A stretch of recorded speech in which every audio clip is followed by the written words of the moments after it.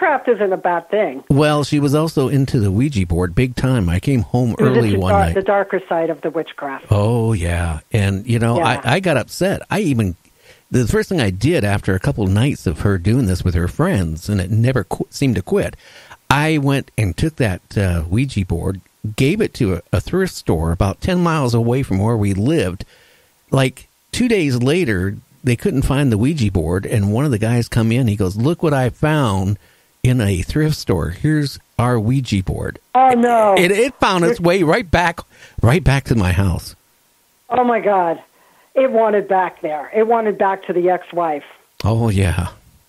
She wanted it, and it wanted her. And again, I'm not superstitious. I do like to look at things with a critical eye. I think that people should question.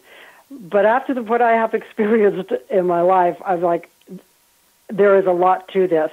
Always remain healthy, skeptical, but there is a lot more. You had a guest on, I think around September 24th, that talked about dimensions. Uh-huh. And I listened to the show. It was interesting. And one of the things I learned when I started these paranormal investigations is in San Francisco, I actually, for the first time, truly walked into another dimension in a conscious way. Not in meditation or in dream time or in an altered state of any consciousness. I consciously walked into, say, 1880, 1890. What was it like? Can you describe it to the listeners? It was fascinating. I mean, everything about me knew I was there. People were dressed in 1880, 1890, and they were rushing from Union Square in San Francisco, is considered downtown. They were rushing down to the ports to take care of people that were really sick. There's a lot of activity, people running back and forth. I saw the old-style nurses, the old-style doctors, and that's where I was looking at it. So rather than me experiencing it mentally and physically, psychic energy, I was actually in it, watching it, like watching a movie, like I was in a movie set. Well, so I began to really look at dimensions and study more about them, and that's why I was interested in that show. It was a little above my brain grade, but I am interested in it. I'm finding that it is other dimensions that we move in and out. We can move in and out of. I think so, because, there's been times in my life I've been places, and I swear to God that it seemed like time either stood still or it felt like I went back in time or forward in time for just an instant. I've never had it where, it was a long time happening, but, I worked in a building, like I was mentioning to you, in Tacoma for almost 16 years, and it was haunted. And because that original hotel was a brothel, and in the basement there was actually a bar in the 1870s. And and the sailors would come in from the port, and then would, go into the bar. Well, then I had all these employees for all the years. I was general manager. And some of these guys were like ex-SEAL, ex-Rangers. A couple of them are actually still in the military, as Rangers. I even had a guy who was a chief bosun mate in the submarine service. It worked for me. And all of them it got to a point where they wouldn't go in the basement to bring up stock because they said things were moving or things would happen down there. And I didn't believe them because being the boss, I never really went in the basement that much till it happened to me. I went down there and I smelled lilac really strong and it got really cold. I walked another foot. That went away. But then several weeks later, I went down the basement again because the employees refused to do it. And somebody punched me on the back of my shoulder blade, and it actually hurt. Yep. And I figured, okay, it must be one of the employees are mad at me. And I doubled up my fist and I was ready to punch somebody out. But guess what, June? There was nobody there. That is where you go, oh my God, I'm out of here. No, but I was there for 16 years, and I'll tell you what made me quit. Also, I did camera repair. So, the new cameras don't use film. They use a sensor. They have to be cleaned. You can't do it during business days because dust moving around in the buildings and stuff. So I'd be there sometimes late at night to 12 o'clock, 1 o'clock in the morning, on a Friday, Saturday night, working on camera equipment. And on the other side of my office, there was a staircase that went up to the general offices which was the original staircase of it when it was a hotel.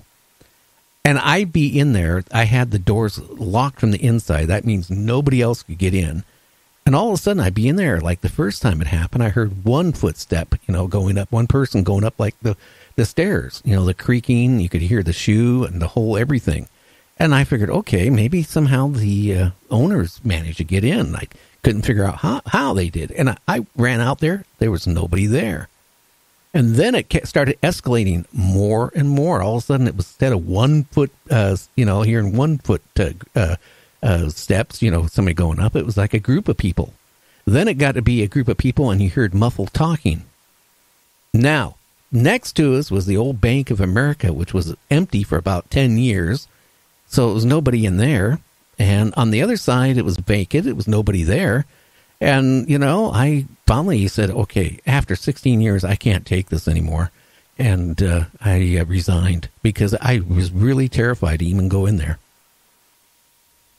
Yeah. Is that building still there? Oh, the building's still there. And what's really funny is after I quit, I did some research and found out in the 1890s, there was a prostitute. It was killed upstairs in one of the old rooms. And was chopped up in pieces and put in one of these, remember those cases they used to, when you travel cases, big old, Oh, yeah. Yeah, that's where they found the body. And, and then I found out there was a couple people got killed in the bar in the basement when it was a bar back in the 1870s, up to, I think, around the 1920s.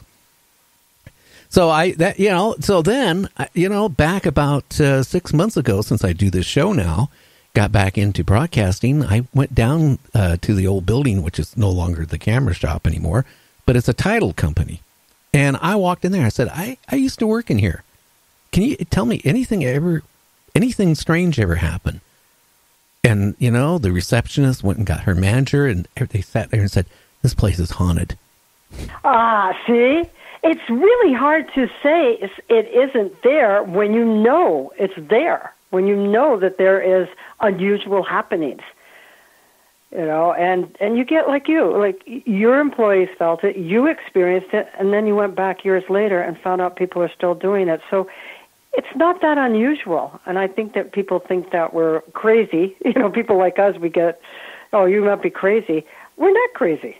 No, but you know what? I used to think some of my employees, like the one of the guy was a Navy SEAL. I thought maybe, he did too much in the military and he had some, whatever. And I hate to say it, and during that 16 some years before I ran into it, it was probably about 14 years before it happened to me. It didn't happen to me like all the other people, but I remember I got upset with a couple guys that's all they would talk about. Customers would come into the store and they were telling everybody that this place was haunted. So I'd get upset. The owners of the business would tell me to get rid of the employees. I'd sit there and I probably in a 13-year period, I probably fired about 5 or 6 people that shouldn't never been fired because they were just telling the truth. Right. Yeah. And I've heard about that before, like hotels where that they don't want the employees to talk about it at all. Well, just think how many people die in hotels through the years. Well, actually, that's true. When I did that book party, one of the women died in a motel, and that was what I had picked up. Well, it's really funny. One of the guys from one of the ghost hunting groups actually is a paramedic, for his day job. And he told me that most people, at least males, a lot of males die in the bathroom. And a lot of ghost hunters don't realize, but the bathrooms are really haunted too. And he said he's gotten a lot of more, feedback, of detecting stuff around the bathrooms. Well, I have found out, and I ask people this, that entities are attracted to water. And I think it's like a current, like kind of an electrical current somewhat feeling. They're attracted to water because when I go into people's homes and I don't do this very often for people, I'm really particular, but I'll go in to find out what's going on in their home. I say things like, do you know if there is a spring under this house? Do you know if there's springs that run here, or there's a river and they would all of them have said, yeah, at one time there used to be springs before they built it here, or there's a river close to this. So there's something about water and entities that's an attraction.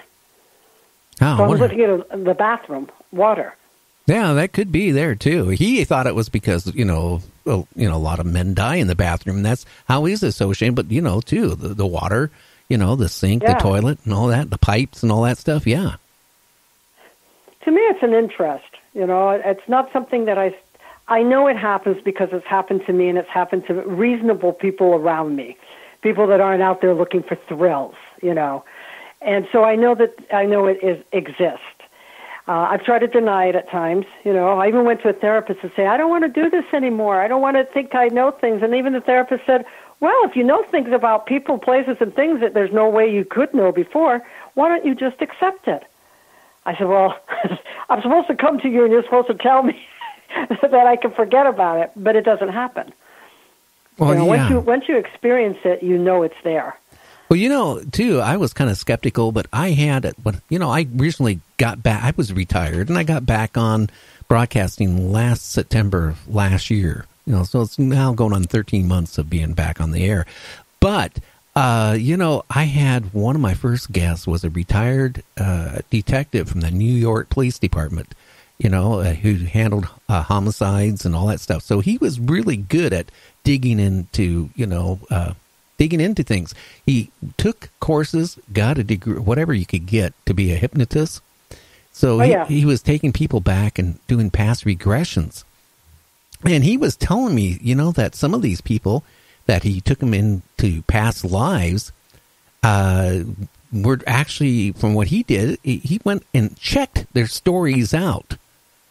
And it's just too much matched. I mean, down to the addresses. It's amazing. That's what's scary.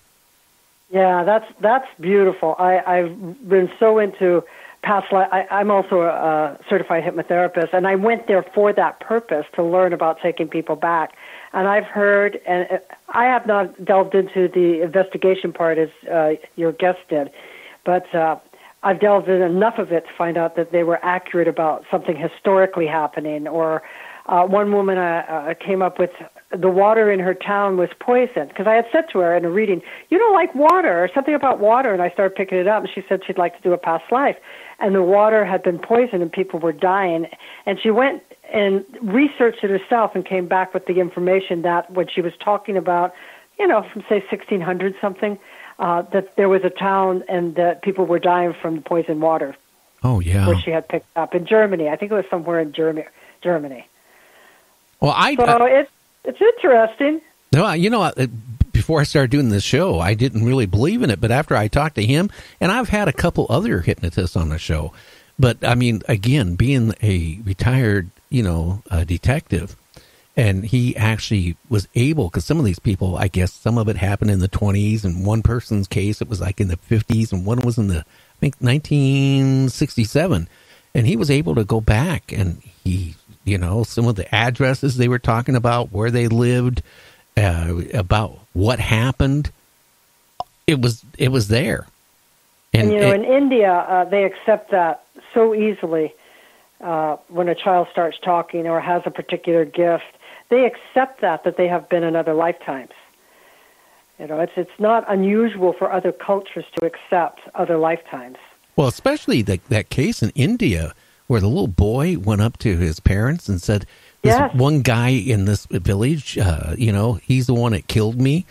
And, and at the start, his parents didn't believe him, and they took him to the police, and he told the story to the police. And I think to humor the kid, the kid took him where he was supposedly buried. They dug it up, and guess what? They found there it was, and the guy was standing in the crowd who did it, and he was arrested. And I don't know what they do to you in India in a case like that in a past life, but their legal system isn't like ours. They have all many documented. In India, many documented cases of children knowing and people or knowing events, and and young children. We're talking 4, 5, 6 years old talking about it. So they have not had life experience. They haven't been out of their village, so to speak.